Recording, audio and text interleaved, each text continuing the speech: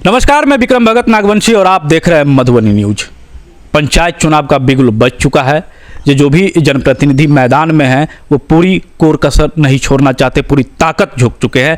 अभी हमारे साथ हम बलवा पंचायत में हैं और हमारे साथ है पंचायत समिति सदस्य उम्मीदवार रतन देवी जी।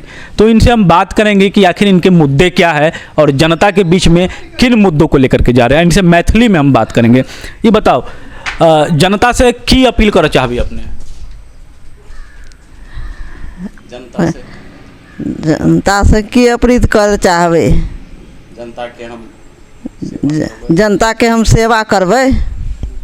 ये बता रही हैं जनता के सेवा करेंगे। दिगंबर जी हैं जो राजनीति से लगातार जुड़े हुए हैं और इनसे जानेंगे। बताइए, आप तो राजनीति में थे ही, फिर ये जो समिति का आप चुनाव लड़ रहे हैं, क्या उद्देश्य क्या है आपका? हमारा उद्देश्य है जो पंचायत में जो अधूरा काम बचा हुआ है उसको हम पूरा करेंगे और समाज को मुख्य धारा से जोड़ेंगे। इसमें जो भी दिक्कतें आएंगे उसको हम सॉल्व करेंगे। समाज को हर समय हम पहले भी प्रतिनिधि रह चुके हैं, वार्ड सदस्य रह चुके हैं, 2006 में, 2011 में भी रह चुके हैं, 2006 में उप मुखिया भी थे।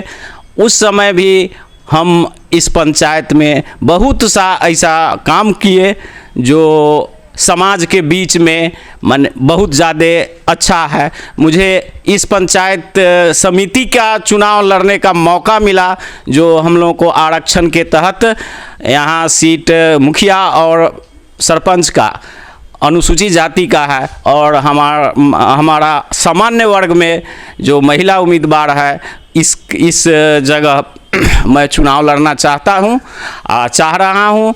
इस जीतने के बाद हम इस पंचायत के पूरे प्रत्येक गांव, प्रत्येक वार्ड में जो विकास का गंगा बहा देंगे और प्रखंड स्तर पर भी जो भ्रष्टाचार है उसको हम चाहेंगे जो इस प्रखंड में भ्रष्टाचार पर काबू पाया जाए।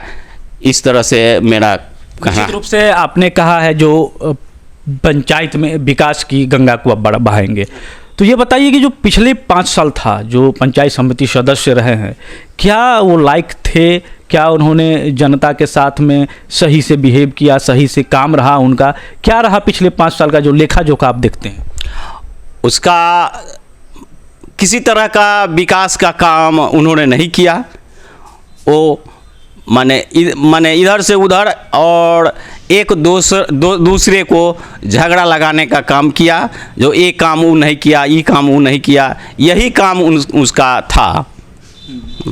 ये बताइए दिगंबर जी, हम ये जानना चाहेंगे आपसे कि जो लोग हैं, जो जनता है, जनता में भी कहीं ना कहीं जागरूकता की कमी है। जैसे आप भ्रष्टाचार की बात बोले हैं, विभिन्न योजनाएं, शौचालय योजना है, आवास योजना है, वहाँ पर भ्रष्टाचार किया जाता है। तो क्या कहीं कहीं आपको नहीं लगता है जो जनता को भी जागरूक होना चाहिए इसके लिए? हाँ, एकदम जागरूक होना चाहिए। भ्रष्टाचार, मान लीजिए जनता ही उन लोगों को अगर भ्रष्टाचार पैसा देता है तो जनता ही देता है।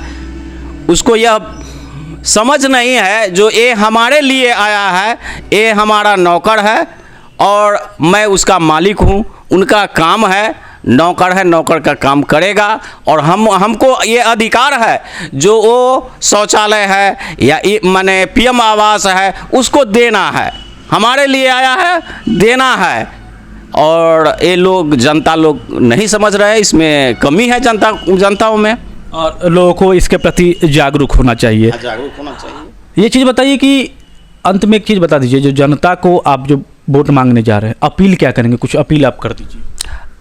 जनता से यही अपील करेंगे जो हम अगर इस बार जीतेंगे तो जनता को हर संभव हम सब जनता के साथ लेके चलेंगे और पंचायत में विकास करेंगे। आप राजनीति से जुड़े हुए लोग हैं, राजनीति से अब जुड़े हैं, तो बिना पद पर रहते हुए भी आपने किस तरह से जनता को लेकर के चलने का काम किया है? जनता को हर समय हम सहयोग देने का काम किया है। प्रतिनिधि थे या नहीं है तो भी जनता लोगों को माने दिशा निर्देश भी देते हैं। किसी तरह का किसी का ज़रूरत हुआ तो उसमें वो लोग हमसे राय मशवरा करते हैं और मैं सही राय देता हूँ। दिगंबर जी, आप अपने राजनीतिक जीवन की शुरुआत कैसे किया और किन किन परेशानी, किन किन परिस्थिति का आपको सामना करना पड़ा? हम राजनीतिक जीवन 2006 से शुरू किए। 2006 में सर्वप्रथम मैं वार्ड सदस्य का चुनाव लड़ा, उसमें मुझे सफलता मिली। इसके बाद मैं उस समय उप मुखिया के पद पर भी चुने गए। इसके बाद पंचायत में हर संभव हम मुखिया जी जो थे उनके साथ रहे और क्षेत्र में विकास होता रहा। उसमें कुछ परेशानी लोगों को आता था। उस समय हम लोगों के समय में जो फंड था वो बहुत कम था, नहीं के बराबर था, तो इसलिए उस समय में तो उतना विकास नहीं हो पाया। और थोड़ा मोड़ा था तो उससे जो भी हुआ वो विकास हुआ।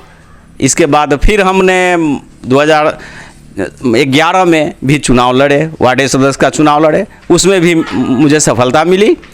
और इसके बाद उसमें हमको उप मुखिया का पद नहीं मिला।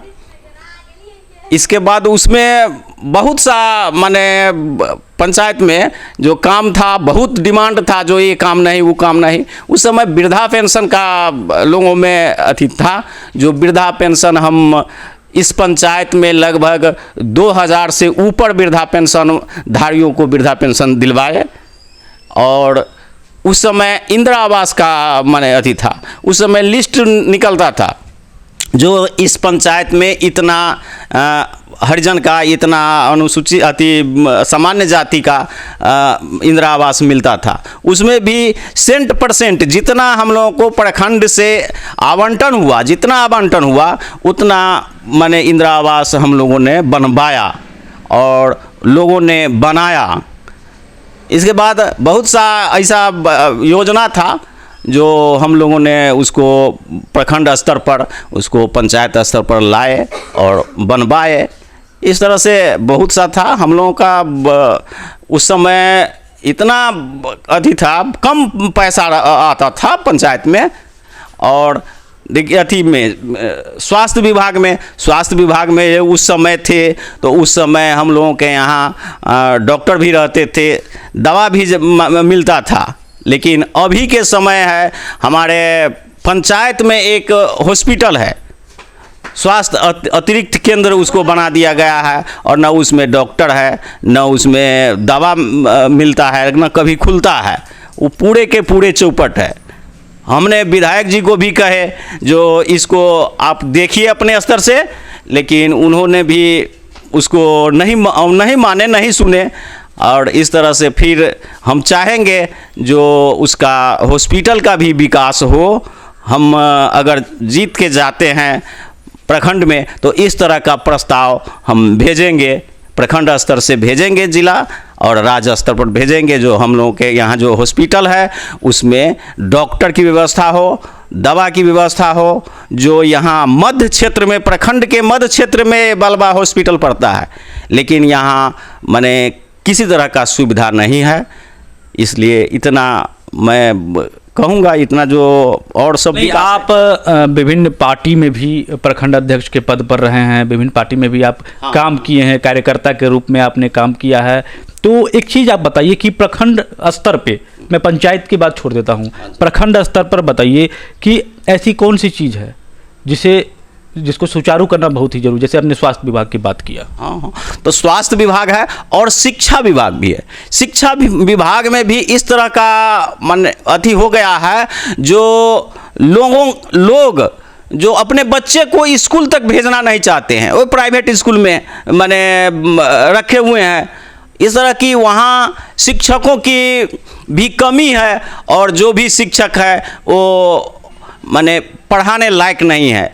इस तरह से बहुत माने व्यवस्था में गड़बड़ी है, जिसके चलते शिक्षा भी बहुत ज़्यादा गिर गया है, शिक्षा का स्तर। इसलिए हम जो प्रतिनिधि चुन के आएंगे तो शिक्षा में भी हम सुधार के लिए प्रयास करेंगे, और प्रखंड स्तर पर इसका माने व्यवस्था करेंगे जो इस तरह से शिक्षा में सुधार हो, प्रखंड स्तर पर शिक्षा में सुधार हो। निश्चित रूप से इन्होंने कहा है कि जो सबसे बड़ी मूलभूत जो सुविधाएं समस्याएं हैं यहाँ पर शिक्षा और स्वास्थ्य की है, क्योंकि शिक्षा और जो स्वास्थ्य है वो विकास की बुनियाद होती है। जनता के साथ में सदैव कदम से कदम मिला करके चलने का काम किए हैं।